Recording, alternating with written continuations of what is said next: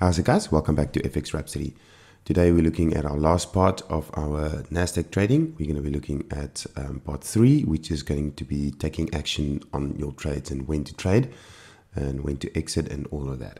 Before we hit the charts, just go visit my website on the bottom left corner where you can find all trading information, especially when you're new to trading. There's some nice video categories. All my previous videos is on my website. We're also looking at, especially with this Nasdaq, we're looking at our FX calendar. We're looking at the top 10 companies in Nasdaq, how they perform and how to trade because of their performance during the open.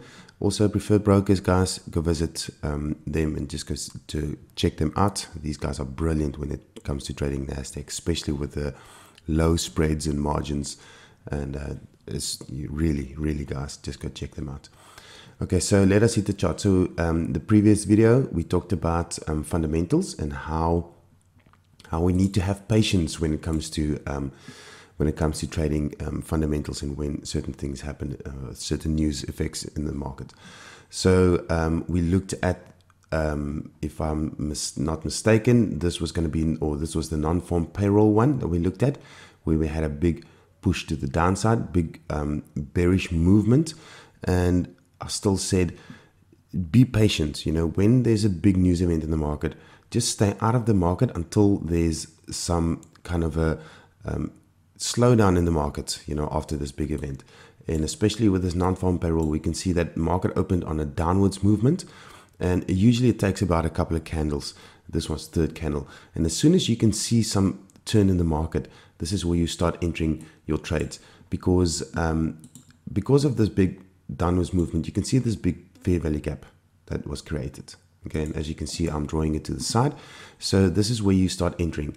So you enter a trade when there's a nice pullback. All right. So let's say there's a big, there was a big downwards movement, and then now you start entering a trade for the nice pullback. And where does it pull back to? It always draws back to that fair value gap area. So that is going to be your first entry. And as soon as price hits in that relative section or in that fair value gap, if it pulls into that fair value gap, you know, you take a buy first. In this instance, it was a buy. So you buy up, and you can see the nice amount of pips that you could have taken, because your stop loss needs to be very tight, especially when it comes to when there's big fundamentals happening in the market. Tight stop loss, you trade you take the trade up, the big movement upwards, and now you're not biased and say, like, listen, this is going to be an upwards movement. You just trade the pullback, and then after that, you know it's going to be pullback, or it's going to pull back into that fair value gap, and you are gearing up for a nice little sell. So that is where you can see the turn in the market, and then you take a nice sell downwards, because that's usually what happens. It's a big downwards movement, upwards movement, and then it carries on downwards, you know. So you need to see this. So there's a fair value gap that happens. You trade the pullback upwards, you take your pips, and as soon as there's an area that you see, okay, market is still going to turn again, and you can also view that on a lower time frame. 15 minutes is a very good time frame just to check it out. And then you can take your sniper entries, and you can see that reversals on the lower time frames as well. And this is where you take your sell opportunity, usually just above your risk, above that fair value gap area. And you can see a nice little sell area. So two nice trades you could have taken in this movement of fundamentals. So if we move again across, let's look at where we were the other day with the CPI, Consumer Price Index. This was about 2 or 3 days ago. Again, similar situation. So we had a big movement to the upside, okay? We had a big push. The guys that entered over here, okay, that was in the market, that was in the sell, you would have blown your account. If you were so lucky enough to be in a buy, yes, you know, you would have caught a nice little pips. Me, I'll wait until the market does its thing. So as you can see, a big push to the upside, big bearish candle, then you can see that market is slowing down. And this is where you start entering your trade, because you look at your fair value gap that's created. I still said, I was on my Telegram group, and we were chatting about this, and I still said, what I do normally is with this fair value gap, I have an entry. So I'm just taking my Fibonacci in that fair value gap. So I'm taking the fair value gap and I'm taking a halfway mark. This is usually what I do. So I just draw a halfway mark on that fair value gap, and this is normally where price draws or gets drawn towards.